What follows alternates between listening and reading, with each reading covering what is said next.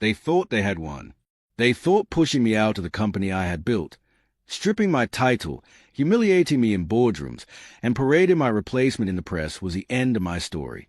What they didn't realize was that when they engineered me out, they planted the seed of their own destruction, and I made sure it bloomed. Horizon Dynamics wasn't just another tech firm. It was my life's work. I co-founded it in my 20s, armed with nothing but a laptop, a handful of investors, and the reckless ambition of youth. We were dreamers who coded through the night, who fought tooth and nail for every client. Over the years, Horizon grew from a cramped loft into a $400 million powerhouse. Our products kept Fortune 500 companies running, our software underpinned industries, and our name became synonymous with innovation. But power breeds envy. Success attracts vultures. And I was too blind, or maybe too arrogant, to see the knives circling. The first cuts came quietly. Whispers in board meetings about my volatile leadership. Questions about whether my creative style had outlived its usefulness. Suggestions that perhaps Horizon had outgrown me. At first, I dismissed them. I thought my record spoke for itself, that the empire I had built was proof enough. But my rivals weren't aiming for truth. They were aiming for perception. They engineered a coup with precision. My co-founder, once my closest ally, turned cold. Investors were swayed with promises of stability. And when the final vote came, I was out.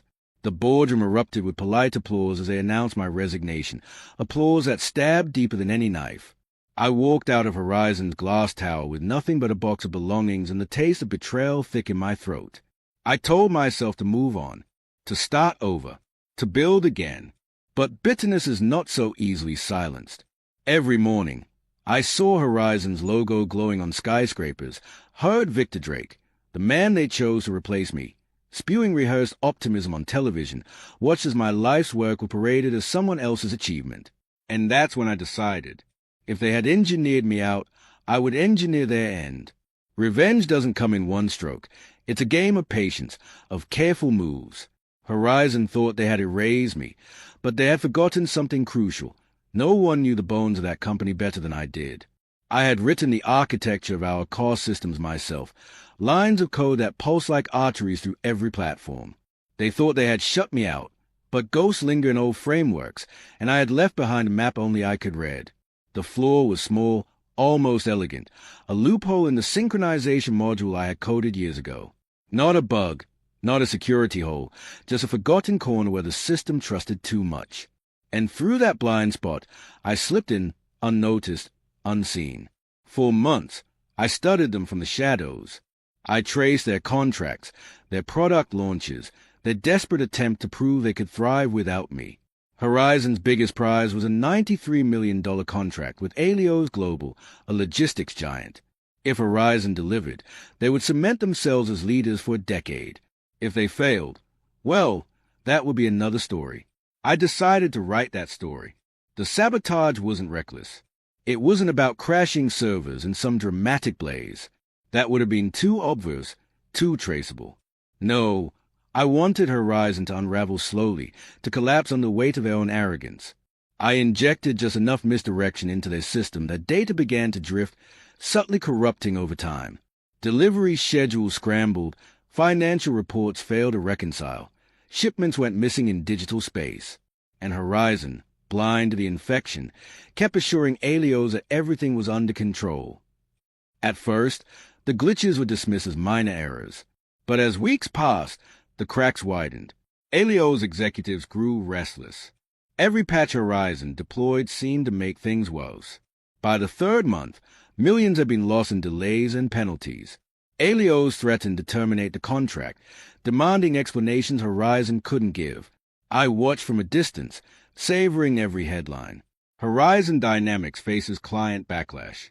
Alios Global halts partnership talks. Investors who once applauded Victor's leadership now demanded answers.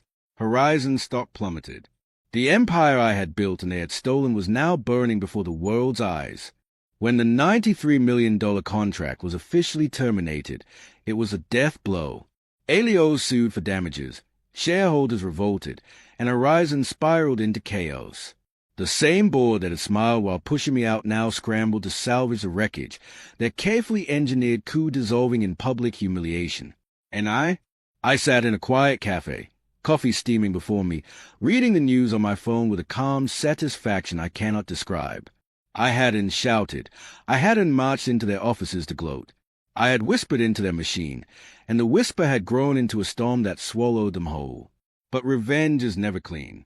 In the quiet of the night, doubt gnawed at me. Horizon collapse didn't just destroy Victor Drake or the traitorous board. It took jobs, livelihoods, futures. People who had once cheered for me now faced unemployment because I couldn't let go of my rage. I told myself it was justice, that they were collateral in a war I hadn't started. Yet part of me knew the truth. My hands weren't clean. Still, the board never suspected me. To them, the collapse was a tragic failure of leadership, a reminder that without me, Horizon could never survive. Ironically, they became the authors of their own narrative. The genius founder they betrayed had been the glue all along. The market remembered me not as a man they ousted, but as the one whose absence destroyed them. And maybe that was the sweetest revenge of all. I don't tell this story to brag. I tell it as a warning. Betrayal cuts deep, but vengeance cuts deeper. They engineered me out, and I engineered their $93 million meltdown. Checkmate.